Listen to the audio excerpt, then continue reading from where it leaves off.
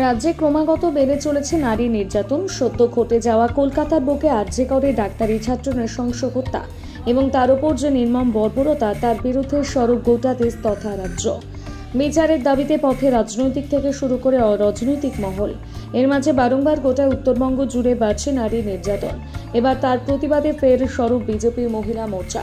সোমবার অর্থাৎ আজ সপ্তাহের প্রথম দিন উত্তরবঙ্গের একাধিক থানায় বিজেপি মহিলা মোর্চার তরফে শুদ্ধিকরণ কর্মসূচি গ্রহণ করা হয়, যার মধ্যে দিয়ে গোটা উত্তরবঙ্গ জুড়ে ক্রমাগত বেড়ে চলা নারী নির্যাতন এবং ধর্ষণের ঘটনায় পুলিশ প্রশাসনের উদাসীনতার যে ভূমিকা, সেই ভূমিকার নিন্দা জানিয়ে এদিন এই কর্মসূচির মধ্য দিয়ে সমস্ত থানার বাইরে ঝাড়ু এবং গঙ্গার জল নিয়ে এই কর্মসূচি গ্রহণ করা হয়। আজ ঠিক তেমনই এদিন শিলিগুড়ি থানার বাইরেও শিলিগুড়ির সাংগঠনিক জেলা মহিলা মোর্চার তরফে শুদ্ধিকরণ কর্মসূচি পালন করা হয়। এদিন এই কর্মসূচিতে উপস্থিত মহিলা মোর্চার জেলার সভানেত্রী তর্পিতা সরকার কি বললেন শোনাবো। আমার নাম তর্পিতা সরকার, আমি বিজেপি মহিলা মোর্চা শিলিগুড়ির প্রেসিডেন্ট। আমার নাম তর্পিতা সরকার। আজকে আমরা এখানে উপস্থিত হয়েছি শিলিগুড়ি থানার সামনে থানা শুদ্ধিকরণের জন্য।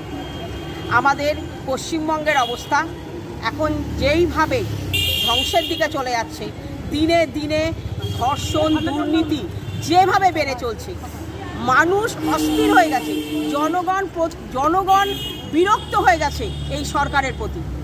এবং সরকারের প্রশাসন, আমাদের প্রশাসন মন্ত্রী, তার জন্য আমরা আজকে ওর চিত্তশুদ্ধি করার জন্য আমরা আজকে এখানে উপস্থিত হয়েছি। ওই থানার সামনে ঝাড়ু আর গঙ্গা জল নিয়ে তাদেরকে শুদ্ধি করার জন্য।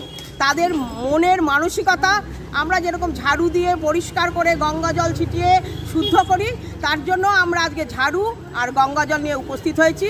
তাদের মানসিকতার পরিবর্তন করতে, মানসিকতা শুদ্ধ করতে প্রশাসনের কাছে আমাদের দাবি, তারা সম্পূর্ণ শুদ্ধভাবে বিচার করুক।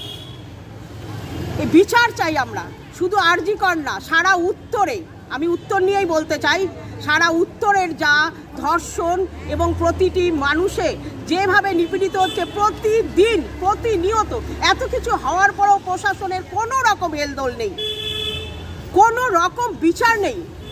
তার দিকে তাকিয়ে আমরা আজকে তাদেরকে এটাই ভেবেছি যে আগে আমরা শুদ্ধি করি ওদেরকে, ওনাদের মনের মানসিকতাকে পরিবর্তন করতে হবে, আগে মানসিকতাকে শুদ্ধ করতে হবে, তারপরে দেশের শান্তি আসবে। তাই আমরা ঝাড়ু গঙ্গা জল নিয়ে উপস্থিত হয়েছি থানার সামনে তাদেরকে শুদ্ধ করতে।